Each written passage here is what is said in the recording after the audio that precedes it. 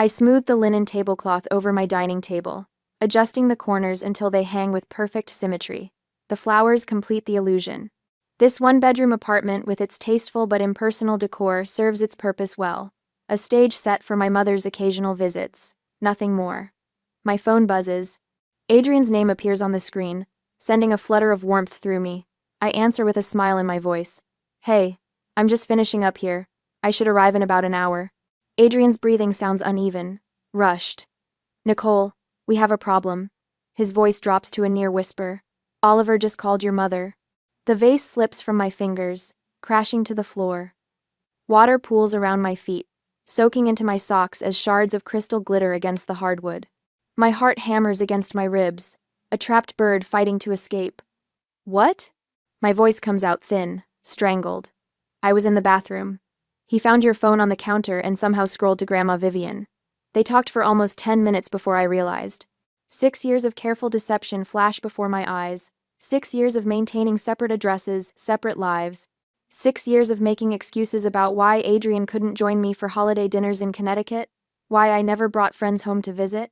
All of it potentially unraveled by a curious 5-year-old who didn't understand why his grandmother lived in his mother's phone, but nowhere else in his life. What did he tell her? My voice steadies as shock gives way to calculation. Please tell me he didn't mention our house. I don't know. When I found him, he was telling her about his dinosaur collection and his new tutu. I took the phone, but she had already hung up.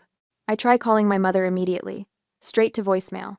The too familiar knot forms in my stomach, the same sensation I felt when she systematically dismantled my relationship with James in college. Weekly calls questioning his ambition. Surprise visits when she knew we'd be alone. Subtle comments about family expectations until he finally walked away, convinced he would never be good enough. The day I met Adrian at the museum fundraiser stands in stark contrast. His kind eyes, his genuine interest in my work at the nonprofit. I remember deciding, right there between the silent auction tables and champagne fountain, that I would never let my mother anywhere near him, that I would build a fortress around what mattered most. 6 years of hiding, I whisper, gone in a 10-minute call. I hang up with Adrian and immediately dial Rebecca, the only person at work who knows the truth about my double life. Her voice answers on the second ring. Rebecca, I need you to go to my real house and warn Adrian. My mother might be heading there. The words tumble out as I pace the apartment, glass crunching beneath my shoes. Nicole, slow down. What happened? Oliver called my mother. She knows about him now, and possibly about Adrian. I need you to go there. Make sure they're okay. I'm heading home as soon as I clean up this mess. Rebecca's voice shifts from confusion to urgency. Nicole, your mother called the office about 20 minutes ago. She asked for your home address, said it was a family emergency. The room spins briefly. My carefully constructed life, the walls between my past and present, everything I've built to protect what matters, all of it hangs by a thread. Vivian Harrington has resources, connections, a lifetime of manipulating situations to suit her vision of what my life should be. And now she has information. Did you give it to her? My voice sounds hollow in my own ears. Of course not. I told her I'd need to check with you first. Rebecca pauses. Nicole, maybe it's time to stop running. I hang up without responding and grab my purse, leaving the broken vase where it fell. The drive to my real home, the 1,920 seconds. Craftsman with the blue door and the flower boxes Adrian built last summer takes 20 minutes that feel like 20 hours. With each mile, I rehearse explanations, defenses, ways to maintain control of a situation rapidly spinning beyond my grasp. When I pull into the driveway, Adrian is already standing in the doorway, Oliver beside him. Our son wears his favorite dinosaur shirt paired with a bright green tutu, his dark curls sticking up in all directions. Adrian's face carries the tight, concerned expression I've seen only a handful of times in our marriage. He's been asking when Grandma Vivian is coming to visit, Adrian says quietly as I approach. He's excited to show her his room. Oliver bounces on his toes. Is she here? Is she here now? I told her about my dinosaurs and my tutu and my big boy bed. I kneel down to his level, smoothing his wild hair. Not yet, buddy, but she might be coming soon. Over his head, Adrian and I exchange a look that contains years of unspoken understanding. This is our home filled with family photos we've never displayed at holiday gatherings, with the life we've built away from my mother's critical eye. I have a choice to make. Continue hiding or stand my ground here, in the place that matters. Whatever happens, Adrian says, taking my hand, we face it together. This is our home. I nod, feeling a strange sense of calm replace the panic. I've spent years running. Maybe it's time to stop. The words have barely left my lips when the distinctive purr of a luxury car engine breaks the quiet of our street. I straighten up, still holding Adrian's hand, as a sleek black Mercedes pulls smoothly into our driveway. The following day, Vivian Harrington's heels click precisely against our walkway, a metronome marking the end of my 6-year charade. Through the front window, I watch her pause to assess our home, eyes calculating the value of everything from the brass porch light to the modest flower beds Adrian planted last spring. Breathe, Adrian whispers, his hand finding mine. We'll handle this together. Oliver bounces on his toes, unaware of the storm about to break over our carefully constructed life. Is Grandma here now? Can I show her my room? I told her about my dinosaur collection. The doorbell rings, a single chime that reverberates through my chest like a warning bell. Adrian gives my fingers a final squeeze before stepping back, allowing me to face this moment alone.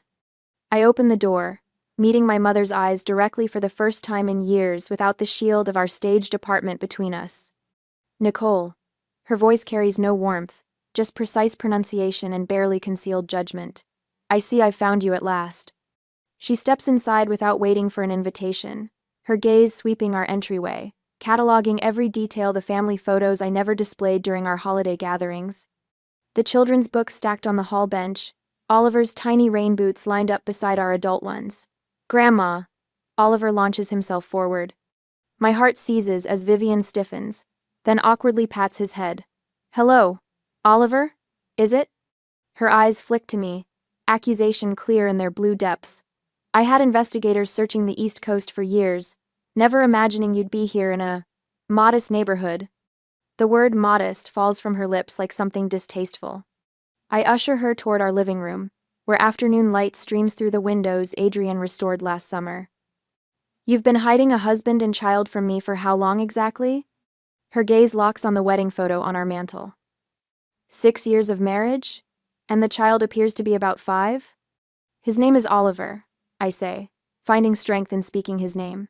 And yes, Adrian and I have been married for 6 years. Vivian's fingertips brush the spines of our books, examining them like archaeological artifacts. And this Adrian, what exactly does he do that required such elaborate deception? Adrian steps forward, professional, despite wearing weekend clothes.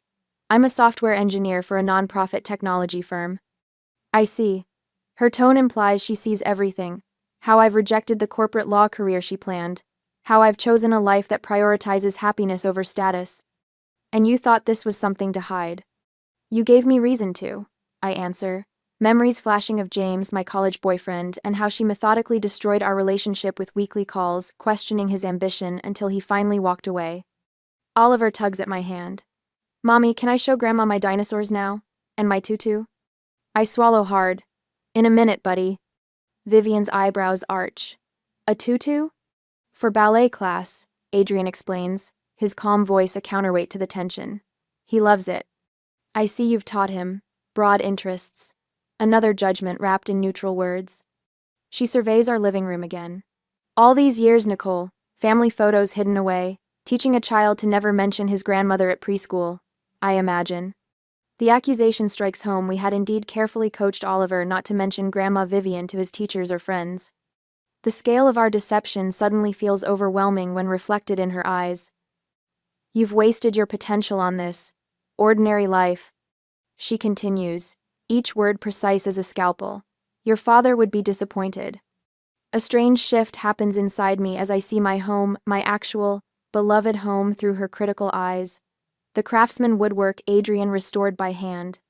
The colorful children's artwork framed as proudly as museum pieces. The worn sofa where we read bedtime stories every night. For years, I'd furnished that sterile apartment with perfect, expensive pieces chosen specifically to meet her approval. I'd arranged flowers and selected wine with excruciating care before her visits. All seeking validation I never received. You're wrong, I say, the words emerging stronger than I expected. Dad would have loved this place. He would have loved Adrian and Oliver. Vivian's mouth tightens into a thin line. Mom, this is my home. My real home. With my family. Something shifts inside me, a tectonic plate of fear giving way to solid ground. I'm not hiding anymore. Her eyes narrow, calculating her next move. The Harrington name means something in Connecticut, Nicole. What will the board at the foundation say when they learn my daughter has been living this double life? There it is, her true concern. Not my happiness, but her social standing.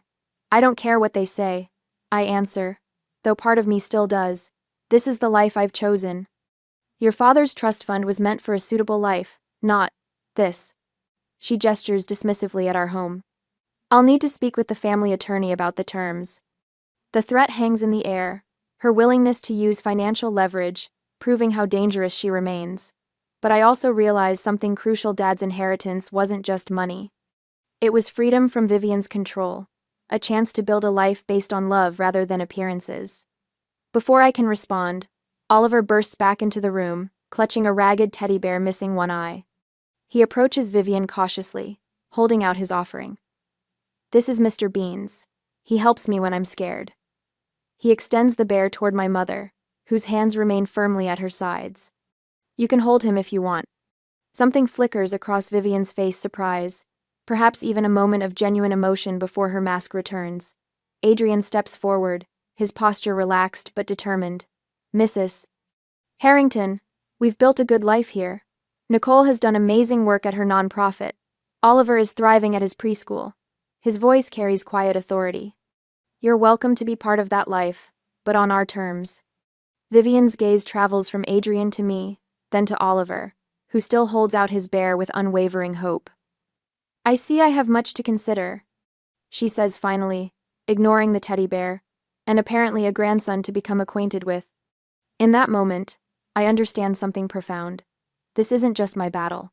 Adrian stands beside me, strong and unwavering. Oliver, in his innocent way, offers connection rather than fear. Even Rebecca had warned me, giving me time to prepare. I don't have to face this alone.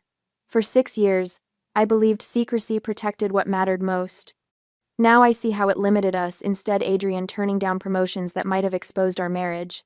Oliver unable to speak freely about his family, my own career constrained by the need to maintain the lie.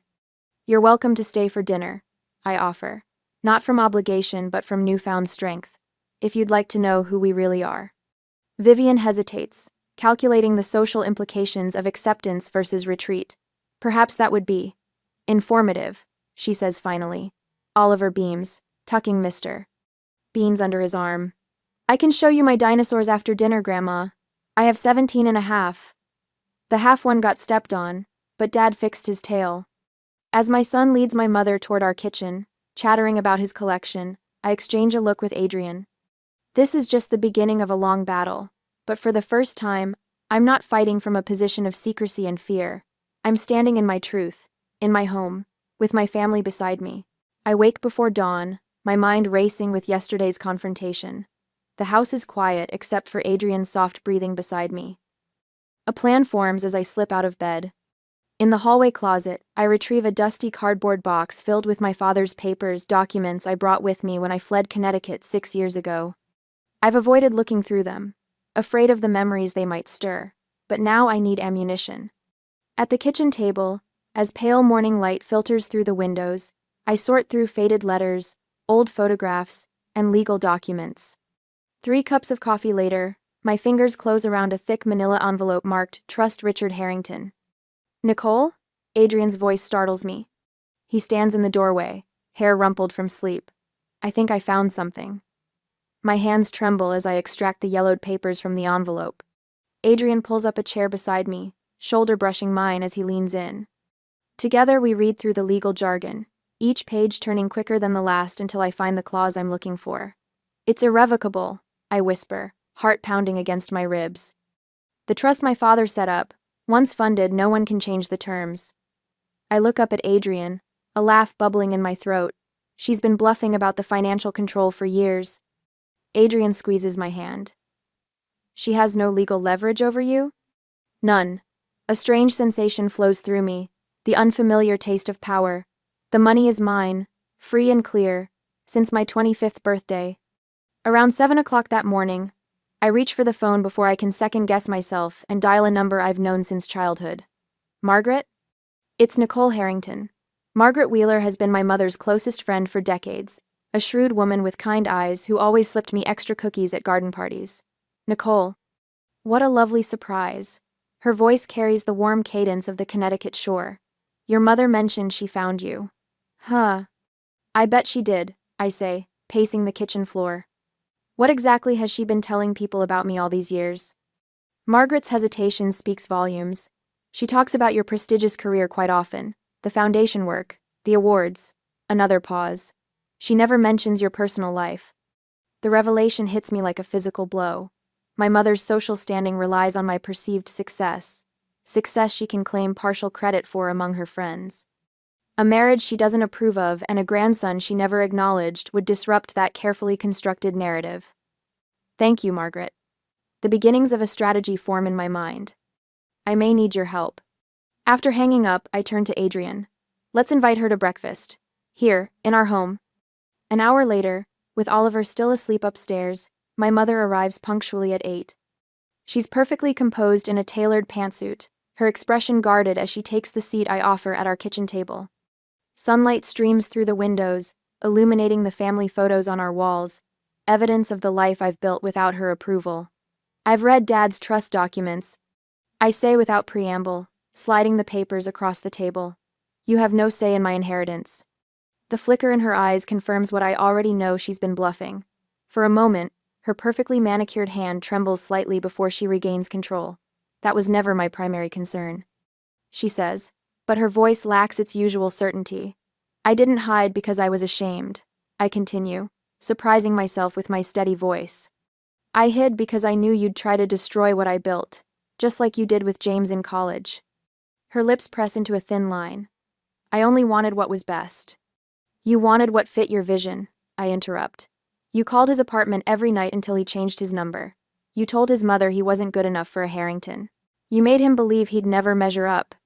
Adrian stands quietly by the kitchen counter, witnessing my strength without interfering. The support in his presence gives me courage to continue. You have no financial control over me, I say, each word deliberate. And you have no say in how I live my life or raise my son. For perhaps the first time in my adult life, I see uncertainty in my mother's eyes.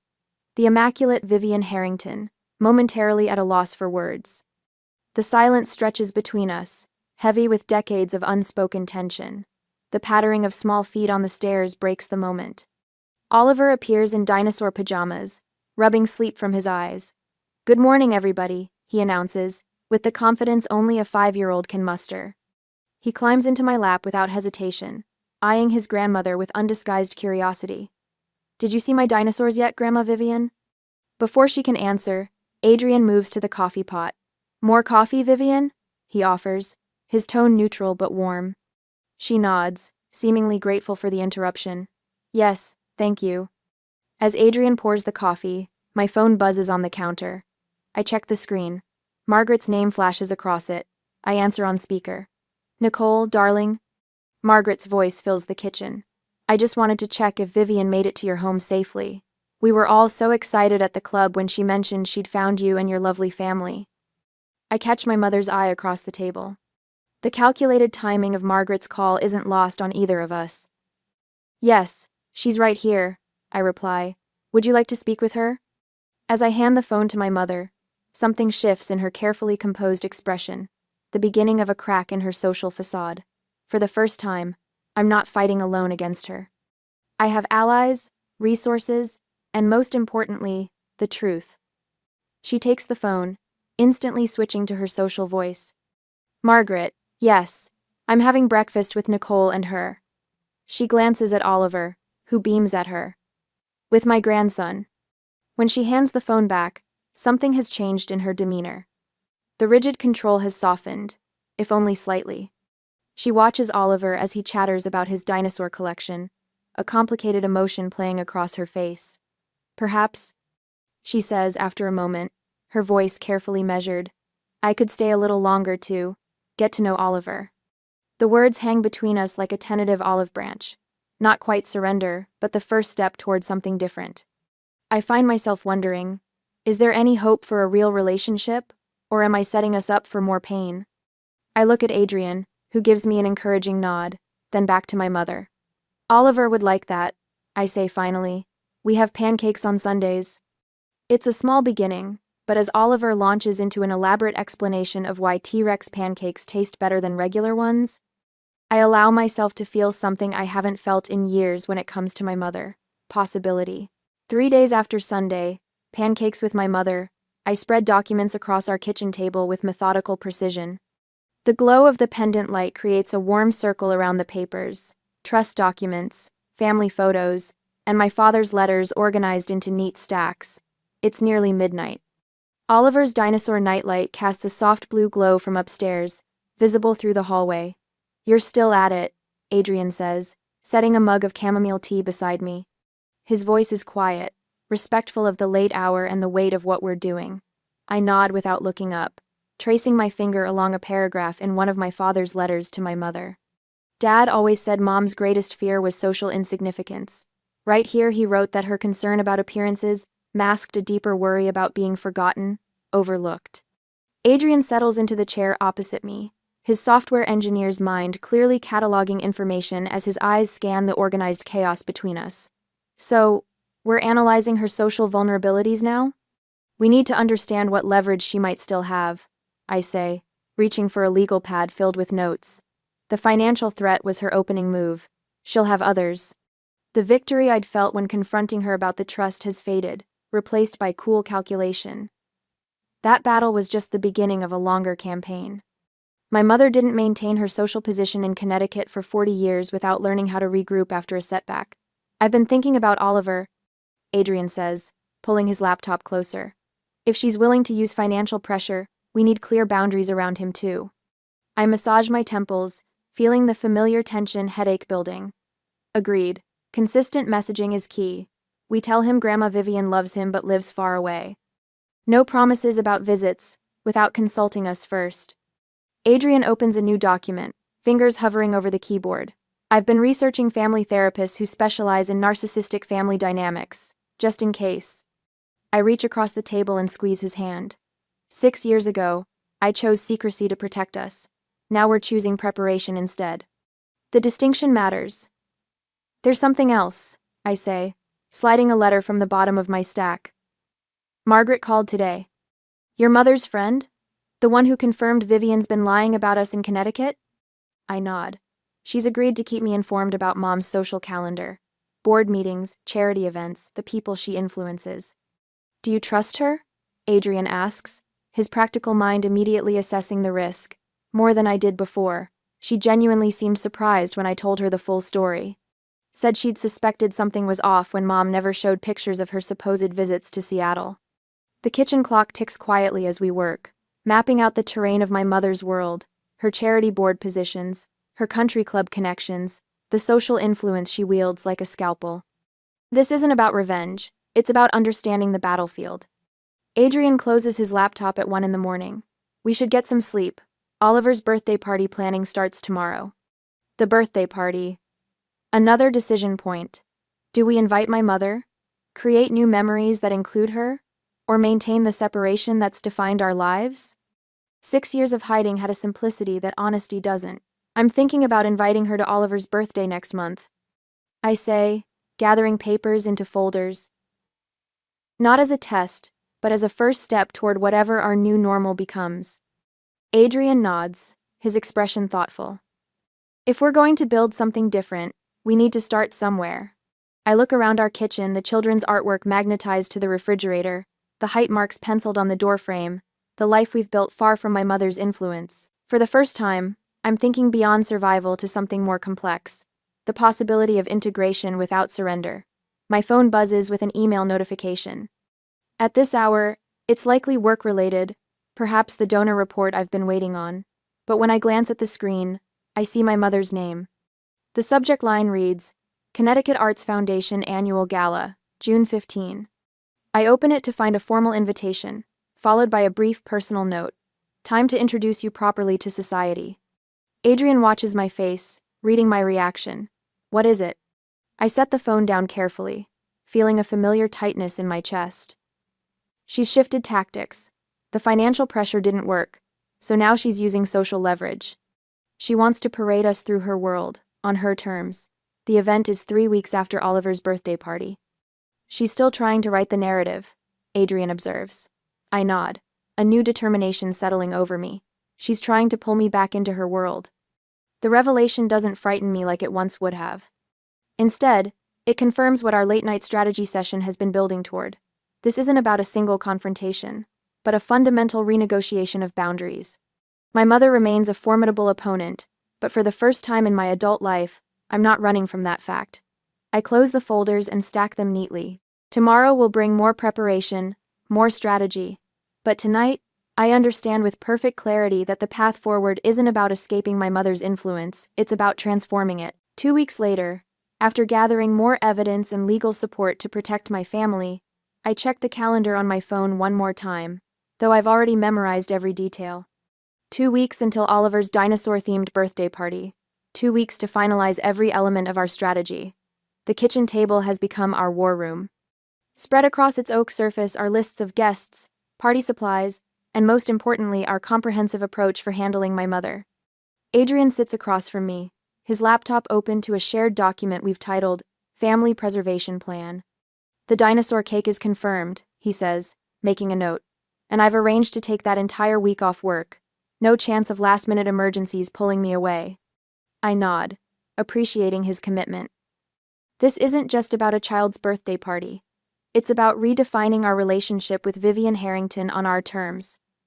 Margaret called this morning. I tell him.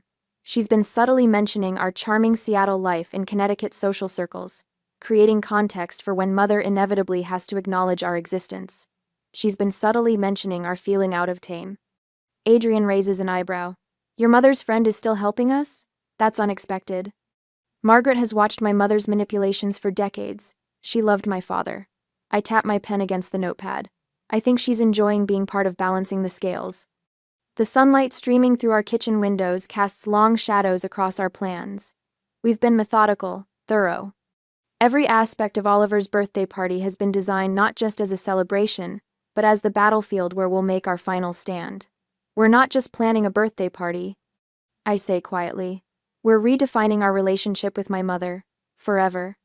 Adrian reaches across the table and squeezes my hand. The warm pressure grounds me, reminds me why all this matters. The life we've built here, this home, with its creaky floors and sun-dappled rooms, so different from the sterile perfection of my childhood, is worth protecting. My phone buzzes.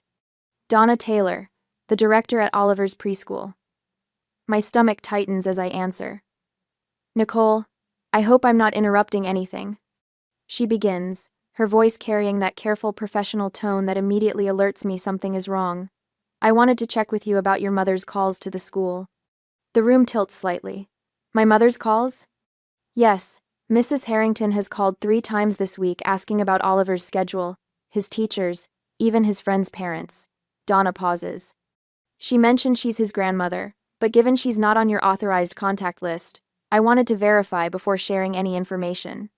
My hand grips the phone so tightly my knuckles turn white. You didn't tell her anything, did you? Of course not. Our privacy policies are very strict. After thanking Donna and ending the call, I look up to find Adrian watching me, concern etched across his face.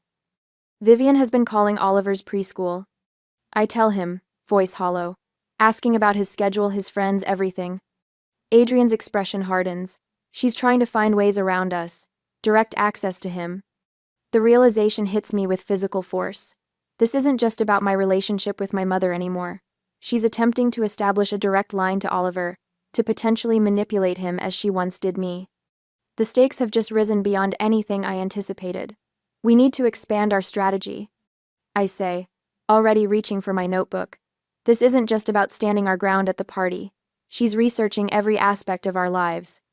Adrian nods grimly. Do we confront her now? Call her out on the preschool calls? I consider this, weighing immediate confrontation against our larger strategy. No. If we confront her now, she'll just find another angle. We stick to the plan, but we add layers of protection around Oliver. For the next hour, we revise our approach. We contact Oliver's school to update security procedures. We speak with the parents of his closest friends, explaining the sensitive family situation without revealing too much. We even arrange for Margaret to be present at the birthday party as an additional buffer. When we finish, I stand by our kitchen window, looking out at the small backyard where Oliver's party will take place. The swing set Adrian built last summer. The garden beds where Oliver helps me plant vegetables. Our real life, not the staged existence I've maintained for my mother's benefit. Everything is in place, Adrian says, coming to stand beside me. We're as prepared as we can possibly be. The setting sun bathes our yard in golden light. In that moment, a strange calm settles over me. 6 years of hiding, of maintaining 2 separate lives, all leading to this decisive moment. Oliver's birthday won't just be a celebration of his life, it will be a declaration of our family's future. My mother thinks she's been gathering intelligence, I say quietly, but she doesn't understand what she's walking into. This birthday isn't just for Oliver, it's for our future. Adrian puts his arm around me, and we stand together watching the light fade from our garden. In 2 weeks, Vivian Harrington will arrive expecting to extend her control to the next generation. Instead, she'll find boundaries 6 years in the making and a daughter finally ready to enforce them. On my son's birthday, 2 weeks later, I arrange the colorful balloons in our backyard, watching Oliver dash around in his dinosaur costume, cape flapping behind him. The other children from his preschool laugh as they chase him through the obstacle course Adrian created from hula hoops and pool noodles. A perfect 5th birthday party, simple, joyful, authentic. He looks so happy, Adrian says, sliding his arm around my waist. You did an amazing job with everything. I lean into his solid warmth, drawing strength for what might come. Vivian confirmed she's coming, said she has something special planned. The words taste bitter on my tongue. 3 months since Oliver's innocent phone call shattered my carefully constructed double life, and every interaction with my mother still feels like navigating a minefield. Adrian squeezes my shoulder. We're ready. Whatever happens, we face it together. The doorbell rings precisely at 2 o'clock. Vivian Harrington never arrives fashionably late. She considers punctuality a weapon. I take a deep breath and walk through our living room to the front door, rehearsing the boundaries we've established. No controlling comments about Oliver's appearance. No criticism of our home. No references to East Coast schools. When I open the door, the sight before me stops my heart. Vivian stands on our porch in a tailored cream suit, her silver hair perfectly styled, but she's not alone. Beside her, looking small and uncertain, are my father's parents, grandparents I haven't seen in over 15 years. Nicole, darling, Vivian says with practiced warmth. Look who I found. Your grandparents have been absolutely desperate to see you. My throat constricts. This calculated move reveals my mother's true strategic genius. She couldn't control me through money after I discovered the trust terms. She couldn't intimidate Adrian. So she's deployed the nuclear option, emotional manipulation, through family I can't easily reject. Grandma Eleanor, Grandpa Joseph. I manage, my voice wavering. This island, unexpected. My grandmother, small with soft white curls, steps forward with tears in her eyes. Nicole, you look just like Richard. Her fingers, spotted with age, reach for my face. We've missed so much of your life. Behind them, Vivian smiles with precise satisfaction. Her eyes scan past me to our modest living room with its comfortable furniture and family photos. I can almost hear her cataloging each item for future critique. Please come in, I say, stepping back. The party's in the backyard. My husband Adrian is out there with our son Oliver. Your grandparents have missed so much of your life already, Vivian says, her voice pitched to Carrie, and now to discover they have a great-grandson they never knew about. Several parents from Oliver's preschool turn to watch our entrance. I see curiosity and confusion on their faces. My carefully separated worlds are now colliding in the most public way possible. My grandfather, tall despite his 80 years, looks around with genuine wonder. This reminds me of our first house, Eleanor. Remember? The craftsman in Hartford. Something in his honest pleasure at our home makes my eyes burn with unexpected tears. These are my father's parents, people who loved him, who might have loved me if given the chance. I spot Adrian across the yard, instantly alert to the tension in my posture. He excuses himself from the group of dads and makes his way toward us, stopping to scoop up Oliver, who has abandoned his dinosaur friends at the sight of newcomers. Who are they? Oliver stage whispers, his small fingers clutching Adrian's shirt. That's your great-grandmother and great-grandfather. Adrian explains gently. Your grandpa Richard was their son. Oliver's eyes widen with the magical thinking of childhood. From the pictures? The ones who live in heaven with the stars? My grandfather's weathered face crumples, and I suddenly see my father and his features. Yes, sweetheart, I say. These are Grandpa Richard's parents. They've come a long way to meet you. Adrian extends his hand. I'm Adrian Cole, Nicole's husband. It's wonderful to meet you both. My grandmother clasps his hand between both of hers. You have a beautiful family. We had no idea. Vivian interjects smoothly. I thought Oliver's birthday would be the perfect occasion for a family reunion. After all, family connections are so important for a child's sense of identity. Her words drip with reasonable concern, but I recognize the calculated strategy. By bringing my grandparents, she's created a situation where I cannot object without looking cruel. The other parents watch with interest. To them, this looks like a touching family reconciliation, not the psychological chess match at Truly Island. Mom, Oliver calls, racing toward us with a paper crown askew on his head. Can I show great-grandma and great-grandpa my dinosaur collection? Before I can answer, Margaret Wheeler's distinctive laugh carries across the yard. I turn to see my mother's oldest friend making her way toward us, elegant in a lavender pantsuit that complements her silver hair. Vivian, you didn't tell me you were bringing Eleanor and Joseph. Margaret calls.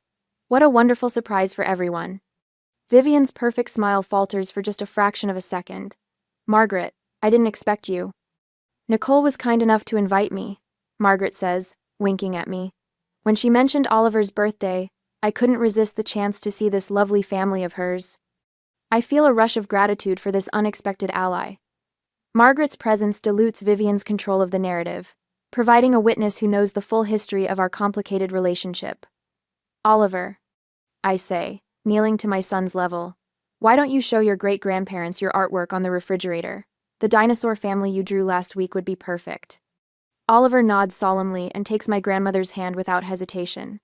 I made a whole dinosaur family. The baby one is me.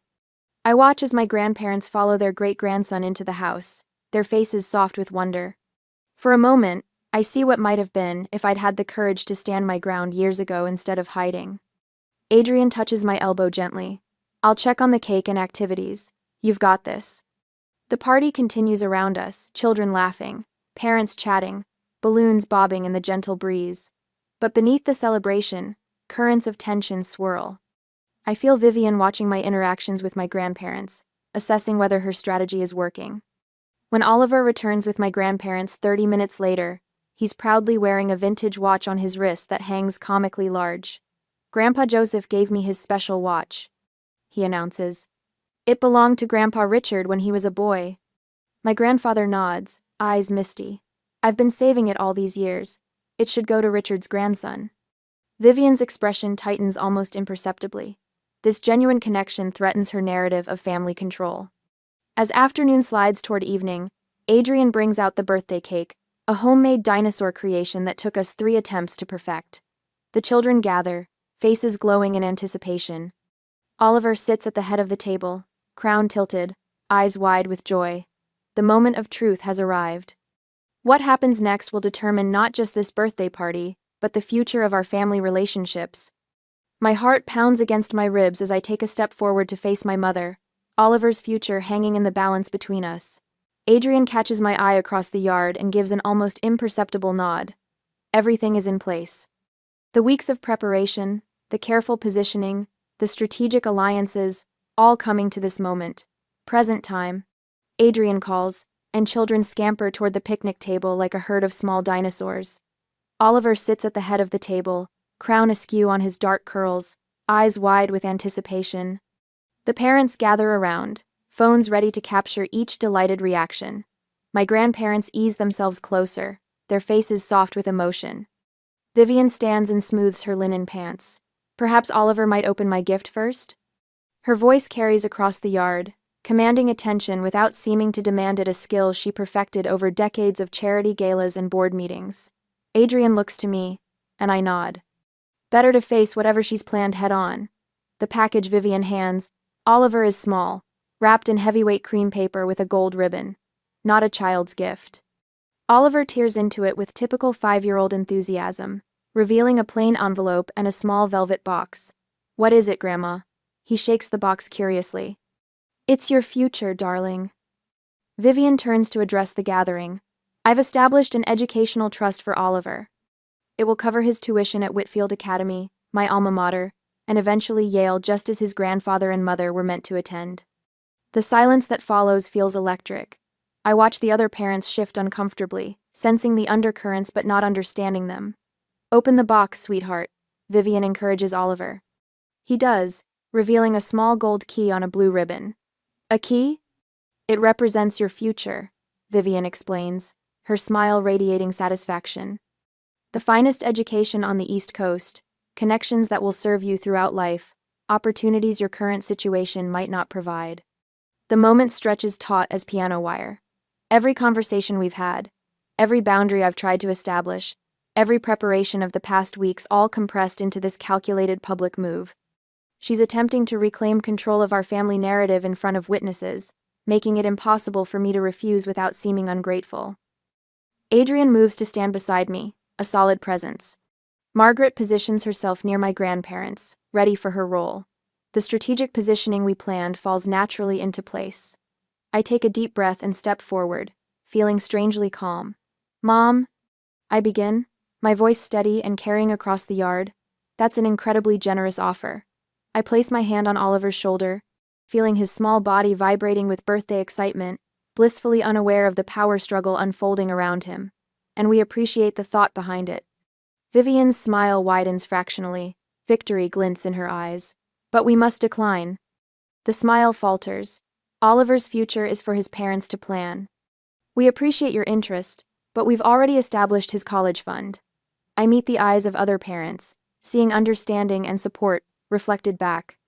Oliver will attend schools where his creativity and individuality are valued, whether that's Yale or somewhere entirely different. Vivian's posture stiffens. Nicole, this isn't the time to...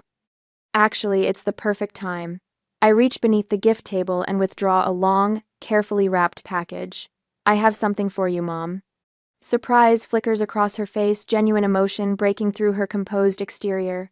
In 20 years, I've never seen her truly surprised. For me? She actually stammers slightly. But it's Oliver's birthday. Sometimes we all need gifts. I hand her the package. Please. Open it. Vivian unwraps the package with precise movements, revealing my father's antique brass telescope. Her hands freeze on the polished metal, a tremor passing through her fingers. Richard's telescope, she whispers. Dad always said this helped him see beyond his immediate surroundings, I say, loud enough for everyone to hear. Perhaps it can help you too. Murmurs ripple through the gathering.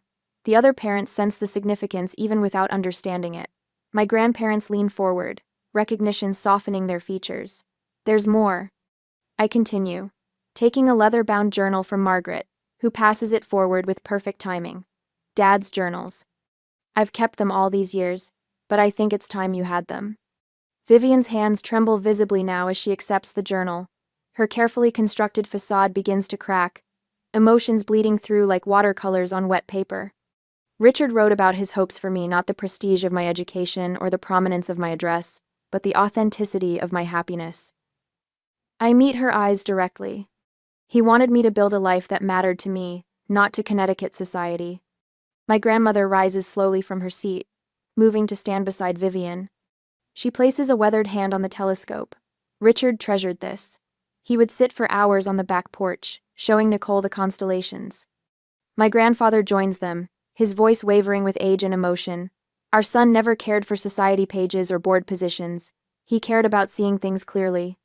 The power shift ripples through our gathering. The other parents watch with respectful silence. Adrian stands tall beside me, quiet satisfaction in his eyes. Margaret's subtle nod confirms what I already feel: the dynamic between my mother and me has permanently changed. Vivian clutches the telescope, her knuckles white against the brass. For the first time in my adult life, I see genuine emotion cross her face, not the calculated displays I grew up witnessing, but something raw and unguarded. Nicole. Her voice holds a question she can't quite form. Before I can respond, Oliver bounces up from his chair. Can we have cake now? I want Grandma Vivian to have the first piece. The simple kindness of his offer, completely genuine and uncalculated, breaks something open in the gathering. Laughter ripples through the parents. Adrian squeezes my shoulder. Of course, I tell him. Grandma Vivian should definitely have the first piece.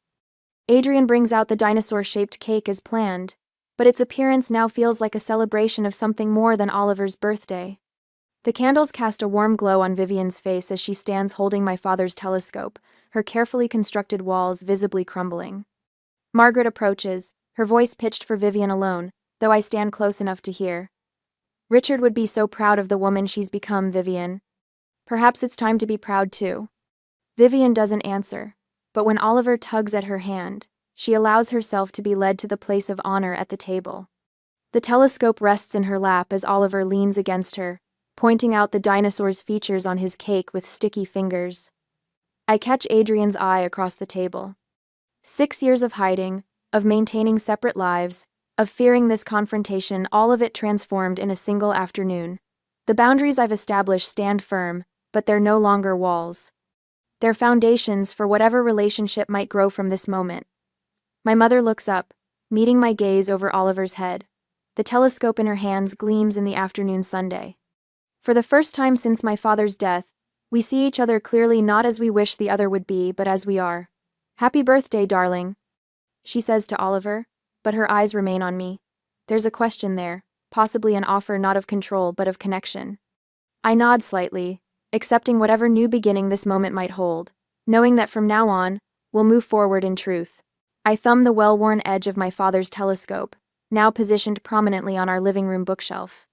3 months have passed since Oliver's birthday party, and the brass instrument gleams in the afternoon sunlight streaming through our bay windows. No more hiding, no more carefully arranged decoys, just the authentic life we've built together. My phone buzzes on the coffee table. The screen displays "Mother calling." Once, this would have sent me into a spiral of anxiety, sent me rushing to my fake apartment to maintain the illusion. Now, I simply smile and answer, "Good afternoon, Mom." "Nicole, I've been thinking about Thanksgiving arrangements." Vivian's voice carries its usual crisp efficiency, but the cutting edge has softened. "The Wheelers suggested we all gather at their lake house, but I thought perhaps..." She pauses, her hesitation still unfamiliar. "Perhaps we might do something at your home this year." I catch Adrian's eye across the room where he's helping Oliver with a dinosaur puzzle. He raises an eyebrow, and I nod. "We'd love to host Thanksgiving," I say, the words flowing easily. "Oliver has been talking about showing you his new tree fort." "Wonderful. I'll bring Richard's maple custard." Another pause. "Your father always insisted it wasn't Thanksgiving without it." After we hang up, Adrian joins me on the couch, his arm sliding around my shoulders. "Well, that's progress." I lean against him, watching Oliver arrange plastic dinosaurs in complex family groupings. "Remember our first Thanksgiving together? We ate frozen dinners because I told you I had to work, when really I was at my mother's Connecticut estate pretending I had a business trip the next day. And now we're hosting the whole family." Adrian kisses my temple, "including the dreaded Vivian Harrington." I laugh, a sound that comes easily now in conversations about my mother, with clear boundaries and no hidden rooms. Last month, I finally sold the staged apartment. The real estate agent was confused about the generic showroom quality furnishings, but it sold quickly. That final piece of my divided life, gone. The proceeds went directly into Oliver's college fund, a satisfying symmetry. "Miss Jeffries stopped me at pickup yesterday," Adrian says, watching Oliver. "She mentioned how much Oliver talks about Grandma Vivian now. Apparently, he's been telling everyone about her telescope collection." "Telescope collection?" I smile. "She has exactly one telescope, and it was my father's." "Oliver has a gift for embellishment. Must get it from your side of the family." I playfully swat his arm, but there's truth in his teasing. The Harringtons have always excelled at crafting narratives. The difference now is that our stories celebrate reality rather than hide it. At work, I've found myself mentoring Bethany, a young development coordinator whose mother monitors her bank accounts and questions every purchase. Last week, over coffee in the break room, I shared my journey from hiding to standing firm. The hardest part wasn't confronting my mother, I told her. It was admitting to myself that I had the right to build my own life without apology. "I do my life." Bethany had stared into her cup. "But what if they cut you off?" "Then you build a support system of people who love you as you are, not as they want you to be." The wisdom felt earned, solid in my chest. Real family accepts who we are. not who they want us to be. My promotion to director of marketing came through last week. Before, I would have hidden it from Vivian, afraid she'd use my success to pull me back to Connecticut. Instead, I called to tell her directly. The director position? Well done, Nicole. Her approval still matters, I realize, but it no longer controls me. Months later, on Thanksgiving, the doorbell rings, pulling me from my thoughts. Oliver races to the window. "Grandma's here! And she's early!" he shouts, bouncing on his toes in a way that reminds me powerfully of Richard. My father would have adored this energetic grandson he never met. Adrian squeezes my hand before going to answer the door. No racing to hide family photos, no frantic texts to warn each other. Just the comfortable certainty of living truthfully. Vivian enters carrying a rectangular package wrapped in silver paper. Her eyes take in the family room, the photos of our wedding prominently displayed, Oliver's artwork covering the refrigerator, the telescope catching the light. "You're early," I say, approaching to take her coat. "I thought I might help with dinner preparations." She hands me the package. But first, this arrived from the foundation board. I unwrap it to find a framed certificate. The Richard Harrington Memorial Scholarship, established by Vivian and Nicole Harrington. The text describes annual support for young people building independent lives, especially those facing family pressure to follow predetermined paths. "Your father would have approved of this at least," Vivian says, her voice carrying that familiar mix of certainty and vulnerability, though he might have quibbled with the name. "It's perfect," I tell her, meaning it. "We'll hang it right beside his telescope." Oliver rushes over, wrapping his arms around Vivian's legs. "Grandma, want to see my dinosaur village? The T-Rex is the daddy, and the Triceratops is the mommy, and the baby Stegosaurus is adopted but they love him anyway." Vivian bends down slightly, still elegant in her cashmere sweater and pearls.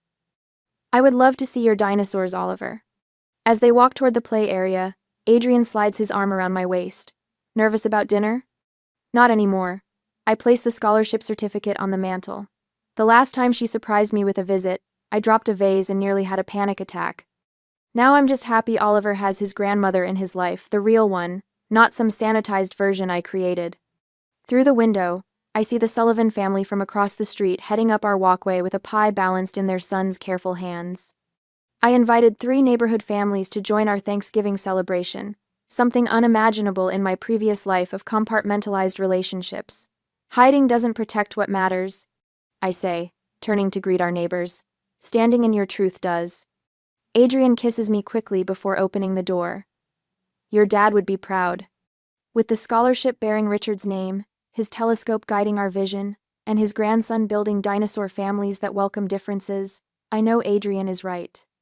The Harrington legacy isn't about Connecticut society or carefully curated appearances. It's about having the courage to live authentically, even when that's the hardest path to walk.